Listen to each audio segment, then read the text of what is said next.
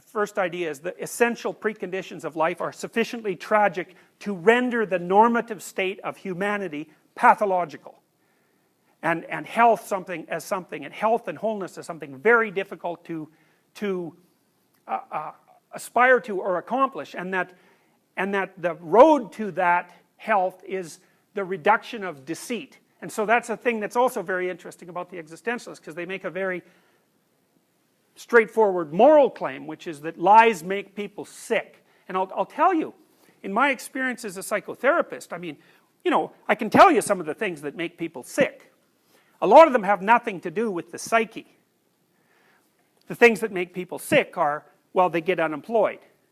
It's like unemployment just lays people out, especially if they're conscientious. They just devour themselves, and it's so stressful, right? Because if you're unemployed, well, your finances become shaky almost right away, plus you don't have any routine, plus you're not involved in anything meaningful in relationship to society, you know, and then you start to eat yourself up with doubts and you know, self-criticism, especially if you're a conscientious person, or especially if you're a conscientious person who's high in negative emotion. It's like unemployment will just flatten you. And then the death or illness of yourself or a close relative, that's really hard on people. And there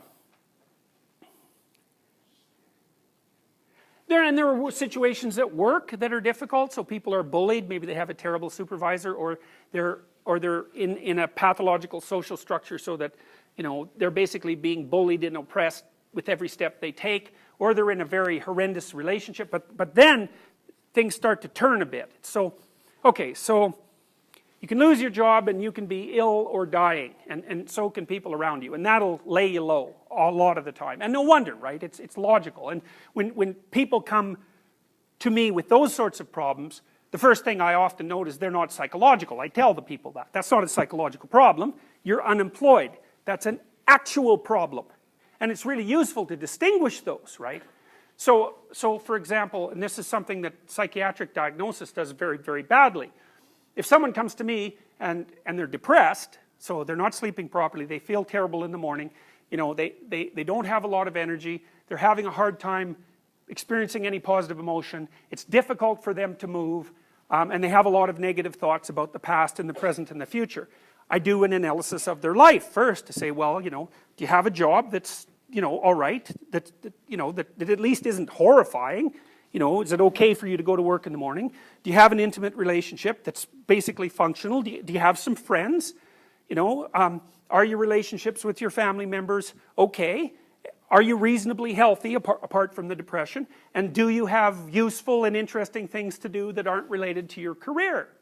And if the person says yes to all of those and they're still feeling terrible, then I think, okay, this person is depressed, right? Because they don't have a problem, they're just depressed. And in my experience, those are the people who respond quite well to antidepressants. You know, because their nervous system isn't calibrating its analysis of their situation to the reality of the situation. It's as if their lower status, according to their status comparator, which is a very primordial thing, since even lobsters have it, their status comparator isn't paying attention to their actual status. And maybe that's because they're, you know, temperamentally high in negative emotion, or maybe it's because they had been traumatized earlier in their life, and so they're much more sensitive to any signs of failure. It's easier to knock them down. But then you have the other people who are, well, they don't have a job, and they never have, and maybe they're 30 or 35. No real stable employment history, no real educational history, it's pretty patchy. One or more illnesses, and then family members who are just out for their absolute destruction. Like, families can be unbelievably pathological, so they're enmeshed in a familial situation where, for one reason or another, as soon as they get up off the ground a little bit, someone knocks them back down. And so, and then maybe they have a drug or alcohol problem to go along with that, or they have a relationship with someone who has a drug and alcohol problem or a mental illness. And sometimes you see people who have like all 5 of those things going on at the same time. It's like, that's not precisely mental illness. Now, a lot of that's associated with deceit. You know, they're entangled in relationships and in relationships with themselves that are pathologically untrue. So I've seen people, for example, who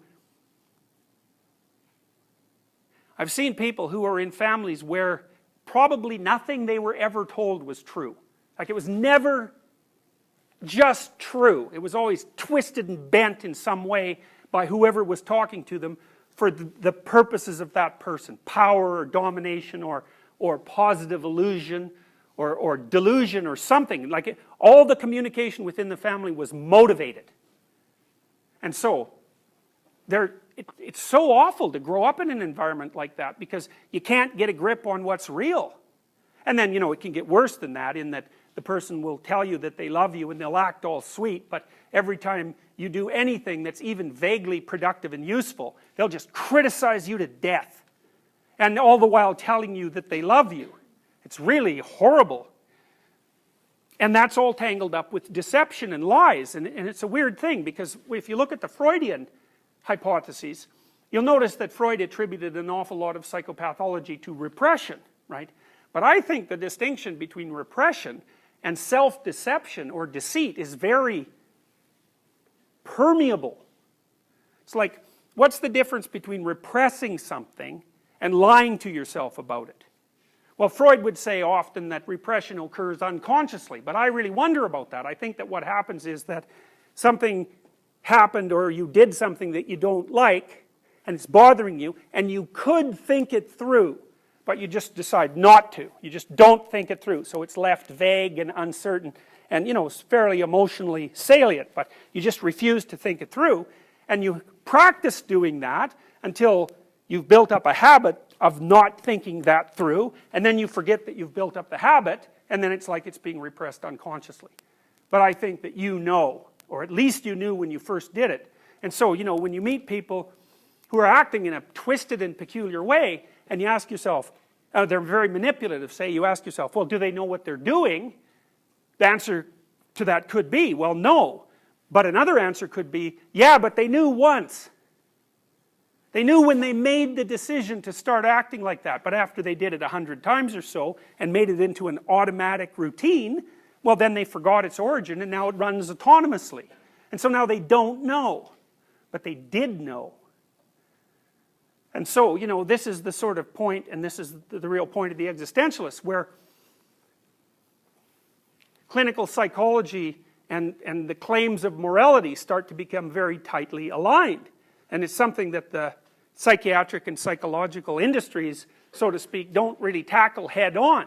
My experience has been that in these situations, for example, where the person has 5 terrible things going on in their life, that there's just deception twisted in and strewn in all of that.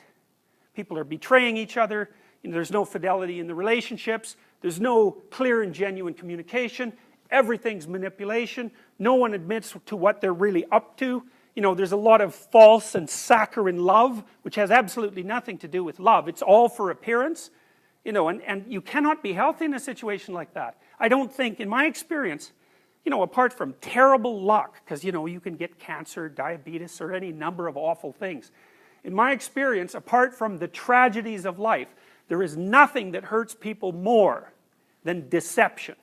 Lies do people in. And that's an existentialist claim. The claim is, first, well, life is basically unbearable. That's an existential claim. And then there's the hope that with sufficient caution and attention and clarity of thought and speech, you can master it. You can master it to the point where you could even accept the fact that it's tragic. But if you multiply its tragedy with the use of deceit, it's like, forget it. Because, it's one thing to be hurt. Maybe you break your leg. That's one thing. It's another thing to be attacked by 2 or 3 people who break your leg and do everything they can to demean you at the same time. It's like, lots of people break their leg and they're not traumatized. It's very few people who can go through the latter experience without being, seriously and permanently damaged.